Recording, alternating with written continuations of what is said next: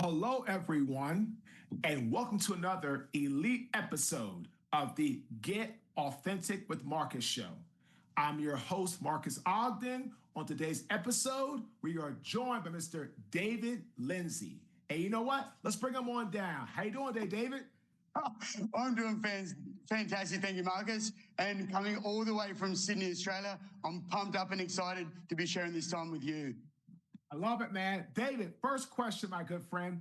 What does authentic/authenticity mean to you? That's easy. It's just being 1000% yourself, not trying to adjust to fit the pinholes that other people may have for you, but it's being raw, being authentic, being yourself, not trying to please everyone else around you. Again, ladies and gentlemen, not trying to please everyone around you. That's huge. That is just amazing. Okay, David, please tell us a little bit more about yourself, and please tell our audience about what you do and how you help your clients. Certainly. So I started off as an athlete. I played rugby league over here in Australia and got to lower grades of South Sydney. Unfortunately, I suffered 2 knee reconstructions while I was playing football. And after the first one, I said, if it ever happens again, that'll be it. And when I was 21, I suffered my second split cruciate and had to get a knee reconstruction. And that really wiped me out. It stopped who I was, who I thought I was as a person, who was that athlete, who was that footballer. So I found a little bit of purpose again when I got into arm wrestling. And I never even knew of arm wrestling as a sport until I got picked up by a bloke at Bondi Junction. And because I was still very big then, he asked me about it. And I was on my way actually to America to go in some professional arm wrestling tournaments. Unfortunately, I snapped my arm. I snapped my humerus while I was doing some arm wrestling. It was terrible technique, but my arm snapped. And when they were putting the rod in my arm, they damaged a nerve and my arm became paralyzed. That was probably the lowest part of my life where my whole identity as a person had been taken from me. The athlete as a footballer, the fighter, even the coach and trainer at a gym. Like, who's going to want a trainer that can't use their arm? So I learned all of these steps of resilience, building yourself up, being able to find a new version of you. Like the phoenix rising from the ashes. I eventually obviously got movement back and got into wrestling, MMA, kickboxing, jiu-jitsu, got into all of that and had quite a few cage fights. Unfortunately, it was in the early days of the UFC and I had more fights canceled than actual fights. But that's all right, because each step along the way has given me new systems, new techniques that I use on myself and on clients to raise energy, raise morale, raise vitality. And that's what I'm all about. I'm all about raising vitality in the workplace. And I do that through my 5 steps towards improved vitality. And I just love doing it, love getting out and sharing the message. David, let's talk about that, my friend. Ladies and gentlemen, I love how David said a lot of things he went through. He just kept persevering, kept showing resilience, didn't give up, kept pressing forward, and that's what it's truly all about. Ladies and gentlemen, if you are going to move ahead in life, in a journey, you have to have that resilience, you have to have that fortitude. But I like how David also mentioned he has 5 keys or 5 pillars to vitality. David, could you please share with our global audience, what are your 5 pillars of vitality? Certainly, I love to, because I love getting this message far and wide. So the first step is creating routines and rituals to snap into action, because we can't afford to wait or cross our fingers and hope to be energetic, to hope to be in the right state, to hope to be in the right mindset. So creating systems and strategies to snap into action. That's the use of power posture, the use of music, getting up, moving with power, passion, and purpose. So I go into that. That really is the most important step of the 5 steps. The second step is napping for peak performance. As an athlete, as athletes, we know that we're not going to sprint a marathon. You know, in football, in basketball, in hockey, in baseball, in rugby league, we work, we sprint, we recover. We sprint, we recover. Even Michael Jordan, back when he was playing 6 and 7 minutes ago in the last quarter, he'd come off. When he'd come off, he didn't just sit down with his head in his hands. He'd refresh, he'd refuel, he'd rehydrate. He'd get guidance and then come back and attack it strong. So that's the power of napping for peak performance. The third step is tap. Knowing it's okay to fail. So long as you fail fast, you fail forward, you tap and evolve. Because many people are too scared to try new things in case, whoa, what if it doesn't work? The greater question is, what if it does? And what if it doesn't? What have you learned from those processes? So that's the third step. The fourth step is clap. Because clapping is all about bringing the team together. You know how it is in sports. If you're playing with people that you know, like, and trust, that you're mates with, that you have that bond with, you're willing to do more, go further, go harder than if it's just an associate.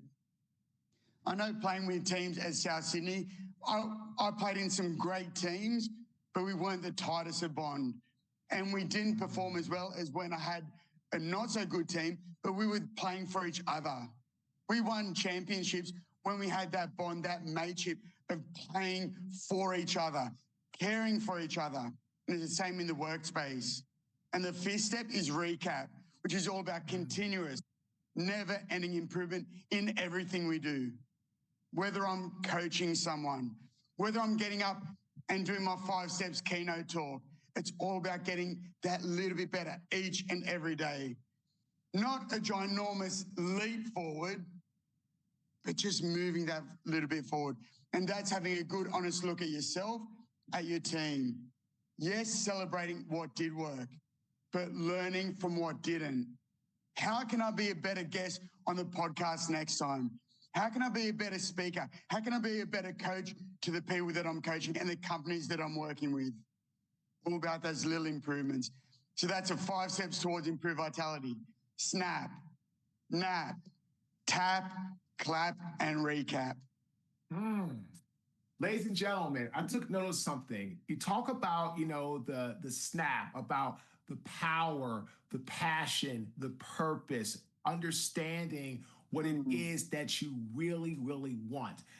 David, I love that because we always talk about if you don't believe in it, if you don't have a sense of passion, conviction, belief, true confidence, right, David, in yourself, it's going to be very hard for people that are around you to want to follow you and go with you and do what you're doing. It's not going to happen because people are going to say, well, you're not doing it because you love it. You're doing it for an ulterior motive, either money or fame. And I know that, right, Dave? Because that's how I lost everything in the construction business, right? So, David, I have a couple questions. First question, David, do you do like speaking for organizations, workshops? Like, how do you help your client base?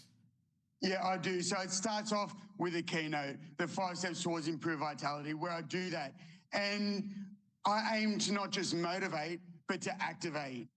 So it's giving them systems, getting the audience into it straight away, because you don't learn by just writing stuff down. You learn by getting up and doing. So it is a keynote, 5 steps towards improved vitality.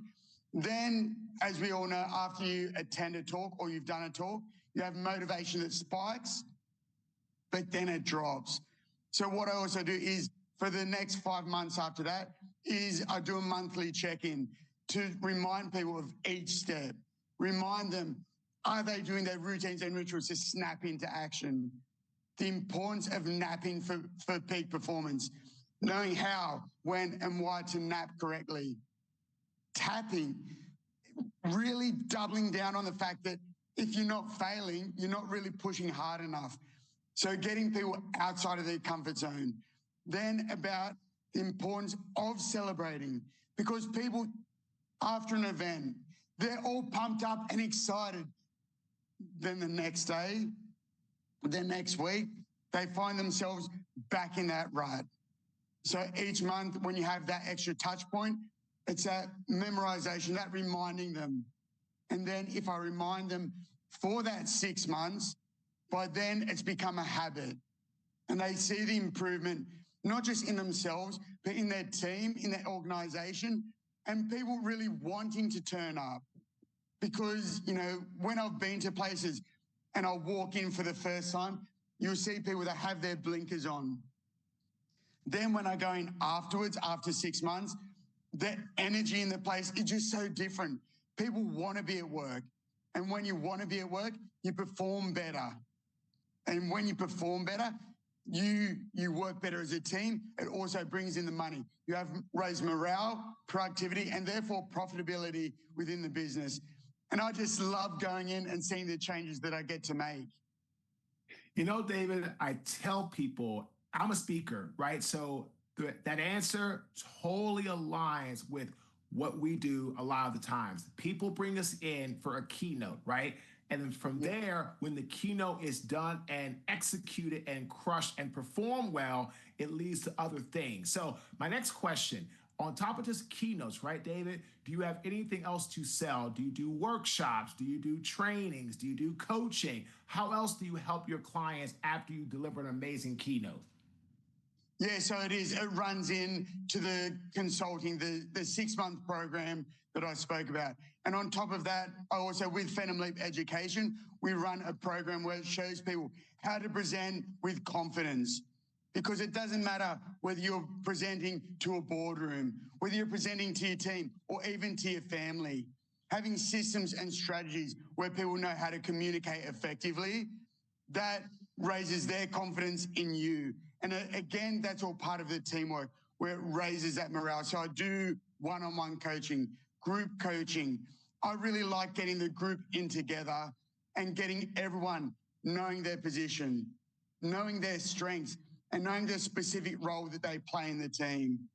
Because in any sports, in rugby league, for example, because that's a sport that I used to do, a front rower is completely different to a fullback.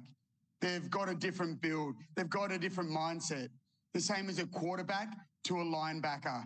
They're completely different mindset, different way to play the game. So long as everyone knows their position and they play their position extremely well, that's where the team really unifies. And that comes in, like I said, to those monthly accountability meetings that I come in with corporations and do. It's keeping that front of mind, making sure that they're doing it, and making sure that they're playing their part as a team.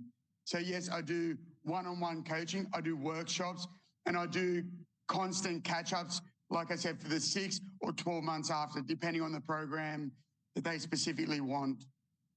Love that. Fantastic. Ladies and gentlemen, again, I hope you heard, David say the key word. I was really excited to hear that last segment, the accountability that he brings. Ladies and gentlemen, if you want to be great, you have to have either an accountability partner, an accountability coach, someone that can be a consultant that brings accountability. Because at the end of the day, if you don't have anybody to be accountable to, that you're going to say, this is how it's going to go, this is how it's supposed to flow. If you don't have someone that's doing that or making sure you stay accountable to that, you risk yourself being in a position that all you're going to do is do things the bare minimum or worse yet, not even that. And then you're going to wonder why you're not getting any results. Results just don't appear out of thin air. You don't just snap your fingers, ladies and gentlemen, and say, I want this, and it appears. This is not a movie. There's no genies. There's no magic lamps. It's about getting the work done. So, Dave, I have a question to ask you. What is it, or what is one of the big problems that your clients bring you in to solve? Because you do so many things around vitality and recap and nap and all these, and clap, like all these amazing things, right? But what do you feel is probably the biggest problem that organizations look for you to solve with your expertise? Yeah, with that's a great question, because there are a couple of key points. The first one, like you said, there is accountability. And the higher up you go as well, the more accountability that you need. Because some people think that they need accountability just when they start. But you look at any great athlete, whether, again, going back to Michael Jordan, Tiger Woods, Usain Bolt, they all have coaches. They all have that person that tightens up their swing, that keeps them in alignment. So that accountability. But it's also about communication. Communication, not just top to bottom, because a lot of times the CEOs, they're so far removed from the people on the ground floor. So I like to say the coaches to the players. So I like to create that from the players up to the coaches. So opening lines of communication. And also having that positive energy as well. As I said, when I walk into places and you see them, they're just dragging their feet along. That doesn't get anything done. But when you use these systems, you get up, you have that energy. And energy is a great thing that the more you have, it becomes catchy. And when people catch it, that doesn't diminish from your energy. That actually raises it. So 1 becomes 2, becomes 4, becomes 8. Then it gets that tipping point where the majority of the team will end up being like that. And that's what I love creating, is teams that have that energy. And when you have that energy, as I said, you exude it. The customers, the clients, the other teams, they all see that, and then they want to be part of that as well. And the great thing is that they can have it. It's just about learning these systems and strategies in order to switch it on, to really help them snap into action. Ladies and gentlemen, I absolutely love it. Great stuff. David, if people want to get a hold of you to find out more information or to book you for a keynote, in person or virtual, or work with you for coaching, virtual and or in person, phone, one-on-one, consulting for their organizations, right, David? Because you have a vast array of services you can provide your clientele. How can our global audience, David, get in touch with you? Easy. There's a couple of ways. First of all, find me on LinkedIn, David Lindsay, Lindsay, and you'll be able to see lots of videos. I put up at least 3, if not 5 videos each and every week, because it's not just about getting out there, like you say, and making money. It's about getting out there and sharing what I love. And I love helping people right from a young age, as do you, from the sporting background. We just love helping people, coaching people, giving stuff out. So find me on LinkedIn, or you can also email me at david@davidlindsay.com.au. And as you said, I do keynotes, whether they're face-to-face, whether it's online. I do those coaching sessions, whether it's one-on-one or as a group, and I do consulting as well. So feel free, anyone, if they want to even just ask a question, send an email through, send a message on LinkedIn. I'm open to all comers, because it's all just about helping people get to that next level. Ladies and gentlemen, if you're looking for a keynote around vitality, more energy, better culture, how to enhance your business, how to take your business and or your culture and or your team collaborative efforts to the next level, reach out to David Lindsay, connect with him. He'll be a great guy for you to engage and be able to have a conversation with. And again, the authentic tip of this great interview: life is all about energy. And what is sales? The transfer of energy and excitement that you have for the product and or service that you are trying to sell onto the person you are looking to buy that product and or service.